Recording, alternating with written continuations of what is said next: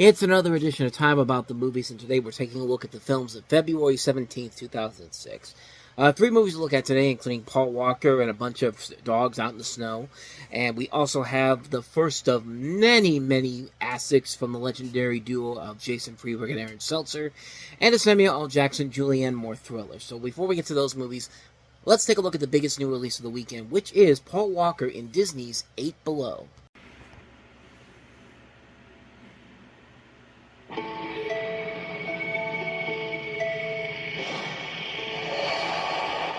Welcome to the bottom of the world, Doc. Go any further south, you'll fall off the planet.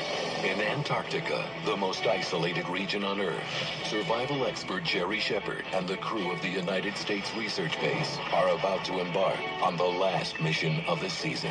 Dr. McLaren needs to get to Mount Melbourne. There's only one way to make that trip, and that's with the dogs. The dogs.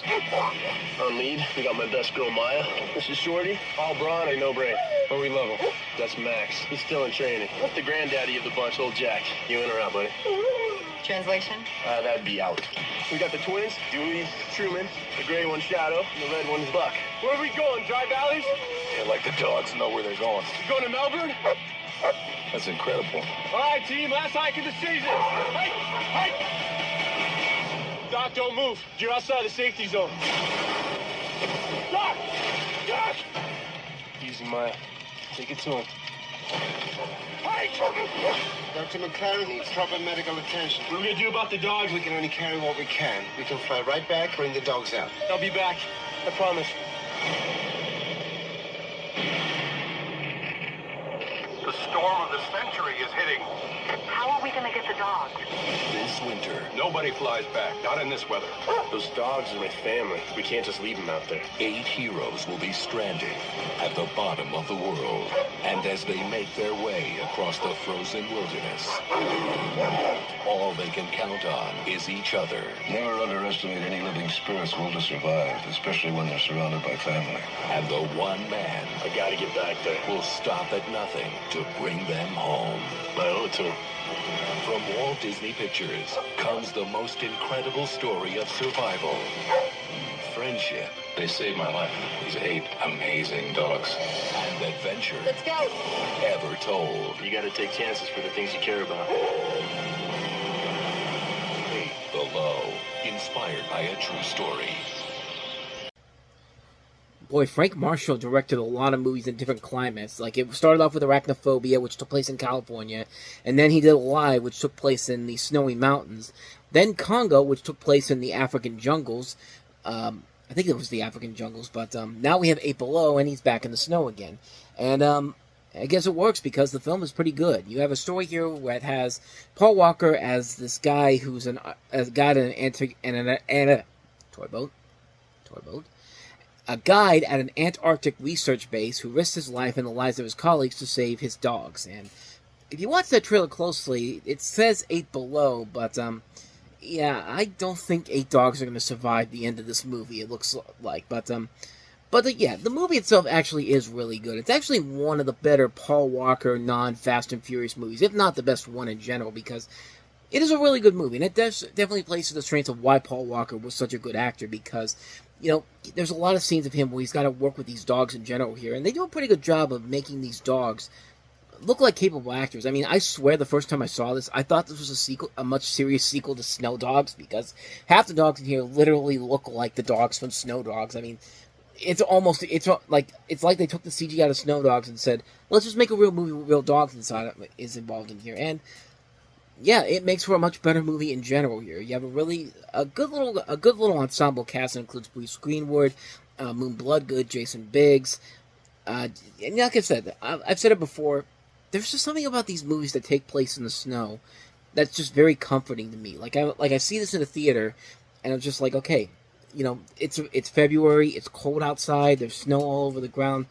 I'm all in on it, man. I've talked about movies like this before, where just the idea of a movie that's all covered in snow right around wintertime, it just works for me. Like, it's my comfort food thing. Like, these movies just do something for me in general. Plus, the movie overall really is well done. It's a really engaging adventure film, you know. You do get invested in the dogs trying to get back home. You know, Paul Walker does a very good job in the role here, and the action and the intensity is very strong in general. it's a really good movie, and one I definitely recommend checking out. It's one that definitely is more than worth the watch. Not much more to say about this one, but yeah, definitely check it out, 8 Below. So with that said, let's go ahead and get on to our next movie, which is the spoof comedy. I guess you should put spoof in quotation marks, and comedy as well, because it's not really all that funny, but it's probably the best movie these guys have done, which isn't really saying a whole lot, but this is Date Movie. Dear Diary, I believe in true love. My knight in shining armor is out there somewhere, and I'm gonna find him.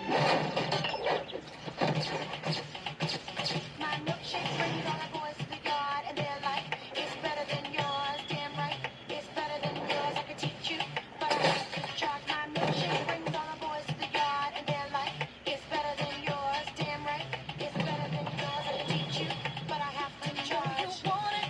Love, love, love, love, love. Want it up? Love, love, love, love, love. The boys always my milkshake brings all the boys to the yard, and they're like, it's better than yours. Damn right, it's better than yours. I could teach you, but I have to charge. My milkshake. From 2 of the 6 writers of Scary Movie comes the question. Who's thirsty? No. Grantula's just embarrassed because he lost his virginity to the housekeeper. What does it take to make the ultimate date movie? Idiot. Hell no, I won't marry you. Gosh. Gosh. Gosh. A little hitch. Dear Hitch? Do I look like Will Smith to you? Yo, fellas, time to pimp her out.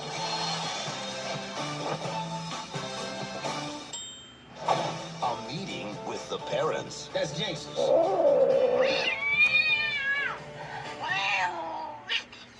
Taught him how to do that. And a lot of planning. I'm Jello. I'm here to plan your dream wedding. This February, Is it too late to crash the wedding? romantic comedies finally get You're beautiful. what's coming to them. Just a slumber party. Date Movie. Yeah! What? Okay! Get it crunk! Get it crunk! Do you get all the references yet? Do we have to keep shoving this in your face like I'm shoving my face into the camera right now? I apologize for that, but I'm sorry. Like, good lord, that trailer is just a perfect amalgamation of everything that is wrong with Jason Freeberg and Aaron Seltzer movies. I mean, you have Allison Hannigan starring as a woman who is unhappy, she's overweight, she spends forever working at her father's diner and believes she will always be lonely. Then it's until she meets Grant Fuck Your Daughter, comedy. Before they have their dream wedding, they must meet each other's parents and survive the scheming Andy, who's played by Sophie Monk. And yeah, you could see all the references in there, and that's literally what they are in this movie. References. There's no storyline in particular here, except the main one being My Big Fat Greek Wedding, Meet the Parents, a little bit of Bridget Jones's Diary, but they throw in stuff like Hitch. You know, you see in the trailer, Hitch, The Wedding Planner. You know, there's a little bit of Kill Bill in there. There's The Lord of the Rings, Mr. and Mrs. Smith. It's just all over this movie. And as I said before, this is probably the only movie where it at least makes sense for a spoof movie in general here. This is on the level of something like A Spy Hard, which coincidentally was also written by Jason Freeberg and Aaron Seltzer, except that one that had Leslie Nielsen in it, but this does not. And there's a lot of good people involved in this movie. Allison Hannigan can be really good, you know. Eddie Griffin can be funny at times, you know. Tony Cox can be very funny. You got Fred Willard, Jennifer Coolidge. I mean, there's a lot of really good talent in here, but unfortunately, that's all this movie is. It's just reference after reference after reference. And like I said before, this is the most sane film that these guys have done, because it gets much worse as we go along here. I mean, it literally does get worse and worse and worse. You know, epic movie, disaster movie, Meet the Spartans, Vampires Suck. I mean, these movies keep getting progressively worse because these two guys knew that if they could just keep making movies that are relatable for the time, but will be dated almost immediately, and idiots will still go to see it because there's literally nothing else for there. And this is the same kind of humor. This is the same kind of strategy that Sony used for, like, what we talked about a couple weeks ago with When a Stranger Calls. Like, if we just put bad horror movies out there, get the money on the first weekend, and then we'll be done after that. Like, we'll be set, because we make these movies for such small budgets that we have no intentions on ever making anything of noteworthiness after the fact. And yeah, this was a small budgeted film, and guess what? It made 4 times its budget, which means that keep trotting out the terrible movies, and like I said, it's only going to get worse from this point forward. Enjoy this, because yeah, this is the best of the best. This is the best of the bunch, which even then isn't saying a whole lot, because yeah, everything that's wrong with these two directors in this movie. It's not a funny movie. It's not a clever movie. It wastes a lot of good talent in here. It's a bad movie. It's a bad movie. And it's like I said, it's the most tolerable of the movies that we're going to get to with these guys involved in it. So buckle up, because it's only going to get worse from here. So not much more to say about Date Movie. So let's go ahead and move on to our last film, which is Freedomland. There is a child in the car. Samuel L. Jackson gives the performance of a lifetime. I will not rest until I find your son. Julianne Moore is superb. What is it? They have Cody? In the movie critics call a shocking psychological thriller. There's a whole lot about that night we don't know. Freedomland is heart-stopping, riveting, compelling. 4 stars with enough twists and turns to leave you breathless. We are going to find him. Freedomland, rated R, opens everywhere Friday.